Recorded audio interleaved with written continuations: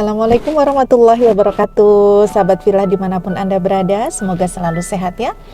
Baik sahabat, senang sekali pada kesempatan pagi yang cerah ini saya berikhtiar untuk menjawab pertanyaan sahabat kita kemarin yang men-sharingkan kisah hidupnya ya, dan sedang menunggu untuk launching video tanggapan tentang kisahnya yang menceritakan bahwa dia ini dulu memiliki ayah yang pernah berselingkuh sehingga akhirnya sering terjadi percekcokan, pertengkaran dengan istri. Nah, sekarang di kondisi dia sudah menikah, sepertinya kekhawatiran dia akan suaminya yang berselingkuh ini tinggi, sehingga perilaku dia sangat protektif terhadap suaminya, mengakibatkan suaminya ini tertekan, bahkan pernah suatu saat berada di titik ini marah dan hampir saja mengucapkan kata-kata talak untuk istrinya ini. Nah, bagaimanakah baiknya saya berperilaku atau bersikap terhadap suami saya? Baiklah sahabat, sebelum kita menanggapi cerita dari sahabat kita ini, saya ingin menganalogikan bahwa membina sebuah hubungan cinta, sebuah hubungan rumah tangga, harmonisasi, sebuah ikatan cinta dan tali kasih ya antara suami istri ini bisa kita analogikakan itu seperti orang yang bermain layang-layang ya. Maksudnya bagaimana? Orang bermain layang-layang, orang menerbangkan layang-layang itu kalau ditarik terlalu kencang dia bisa putus, terlalu longgar dia juga bisa putus. Terus bagaimana dong? Ya, tarik ulur. Kadang agak-agak erat, kencang, kadang dilonggarkan, tarik ulur. Nah, begitu pula lah dalam kita membina hubungan rumah tangga atau cinta kasih bersama dengan pasangan kita.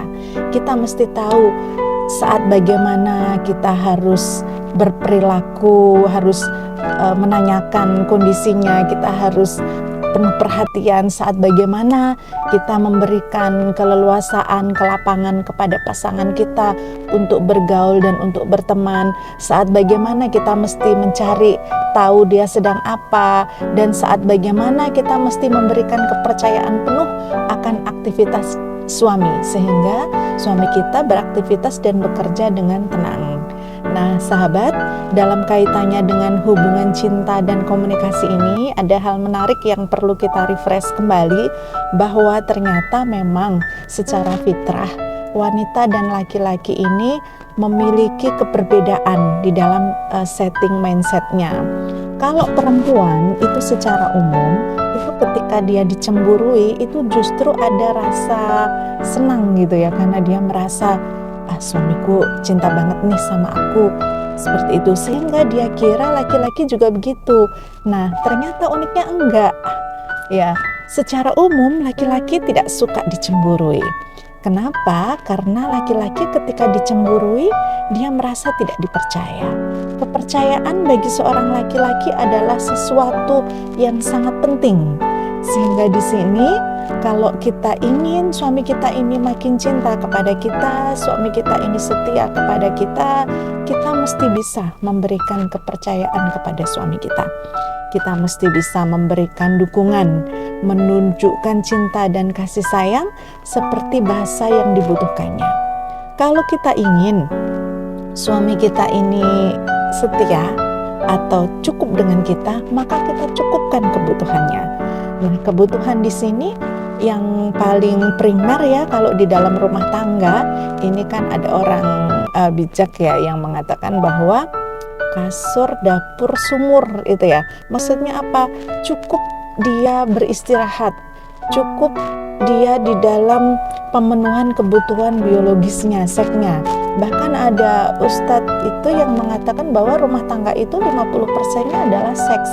Maka di sini sebagai seorang istri kita mesti faham dan memenuhi betul fungsi dan peran kita di sini dengan sebaik-baiknya, gitu ya. Nah, kemudian cukup makannya ya. Dalam artian kita senantiasa berupaya memberikan hidangan makanan yang sehat, yang halal thayyib untuk suami kita, dan jangan sampai suami kita ini kelaparan ya, kecuali dalam kondisi memang puasa gitu ya.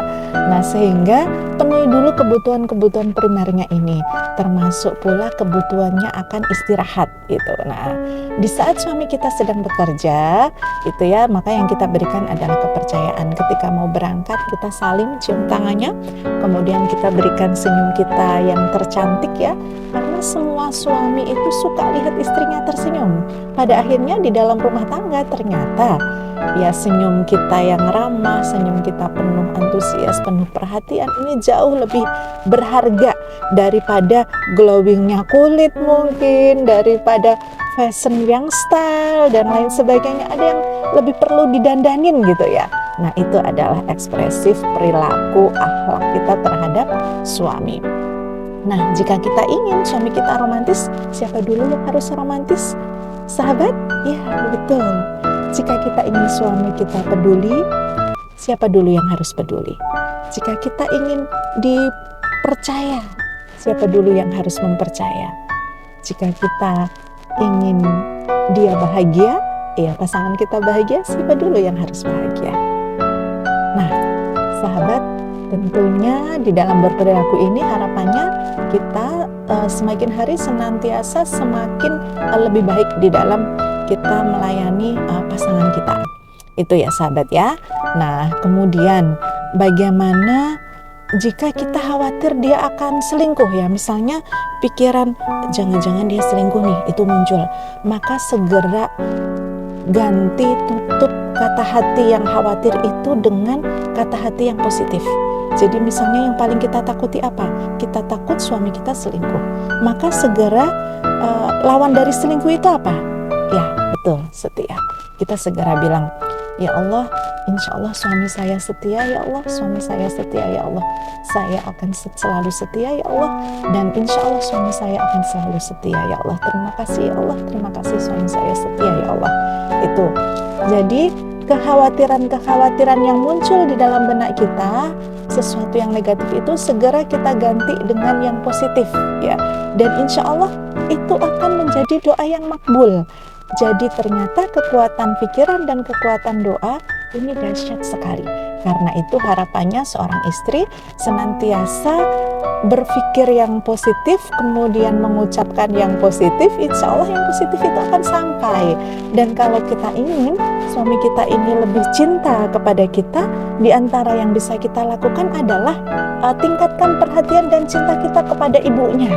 Gitu ya, kita punya apa, ingat mertua dikirimin, kemudian kita ingatkan suami, kayaknya udah lama loh kita nggak ke rumah ibu, misalnya seperti itu, yuk mas aku nitip belikan buah ini ya 2 kilo misalnya. Ternyata ketika sudah datang, mas buah ini akan saya kirimkan untuk ibu, yuk kita ke sana. Nah, di antaranya hal-hal seperti itu akan menjadikan suami kita lebih bahagia.